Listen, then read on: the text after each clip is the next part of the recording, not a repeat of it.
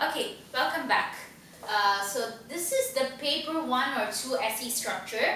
Okay, for the paper 1 or 2 essay structure, whether you're writing a commentary on paper 1 or whether you're writing a comparative contrasting essay, this is your structure for the essay. Okay, I'm going to go through it with you one by one.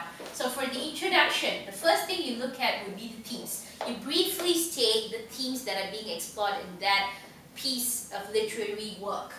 Okay, then you talk about tone, the writer's attitude towards the theme and the characters. Okay, that would be statements. And then you end your introductory paragraph with a statement called the thesis statement.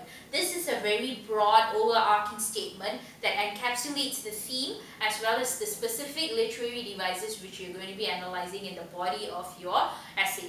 Alright, so I will repeat that again. So it's a very broad overarching statement that encapsulates the themes as well as the specific literary devices which you will be analyzing in the course of this essay, okay, in your body paragraphs. Okay, so that should be that should come as the ending of your introductory paragraph, and then we'll go into the body paragraphs. Body paragraphs could be anywhere from 3 to 5 different body paragraphs. Okay, as it suits the time constraints, or as it suits the number of points at hand.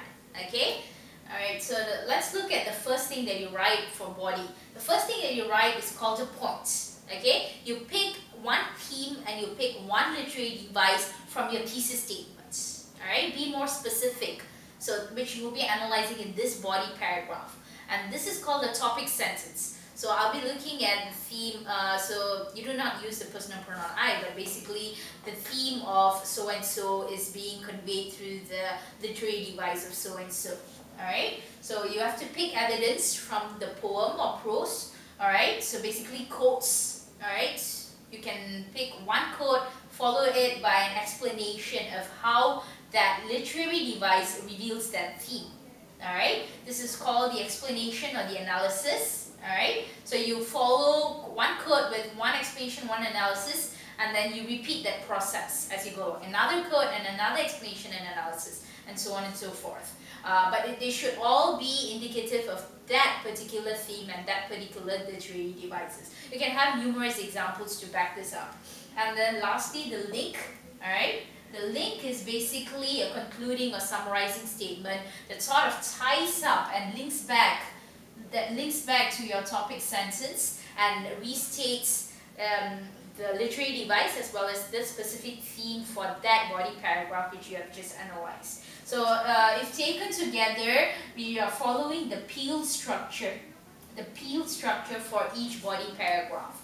Alright, so the longer the peel, the more ease you have, the better your essay. The more explanations and evidences that each body paragraph has, the better the whole body paragraph. The way I would want you to think of this is in terms of a hamburger analogy.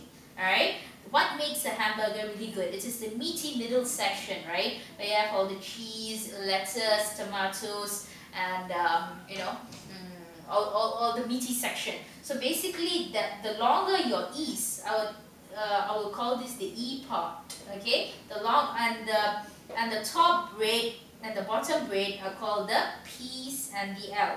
Alright, the P and L sort of echo each other. They're very similar. Alright, but the middle section is what makes your body paragraph a good body paragraph or a not so good body paragraph. Now let's go back to the conclusion. The conclusion is very similar to the introduction. Okay, I'm writing here, have a look. So the conclusion is very similar. You basically restate the themes, restate the tone. Alright, so restates,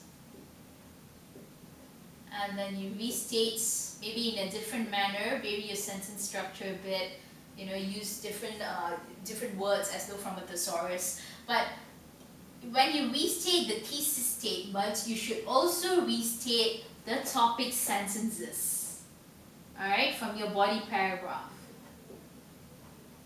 Alright, this is what you have proven in this essay.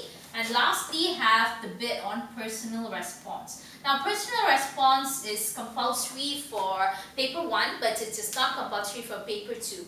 Alright, so I've already told you what entails a personal response previously, so I'm not going to repeat myself here. It's basically your personal anecdotes on how the themes of the poem or prose relates to your personal life. So that would come as the last part and the conclusion. So you notice that the introduction and conclusion are very similar to each other, just that there's one additional element, which is the mentioning of the topic sentences and the personal response in the conclusion. The rest of it is the same between the intro and the conclusion. But body paragraphs, you can have about 3 to 5 depending on the length of the time that you're given, as well as the points, the number of points that you have. Okay, so this is basically the structure for paper 1 or paper 2 essay structure. Thank you very much.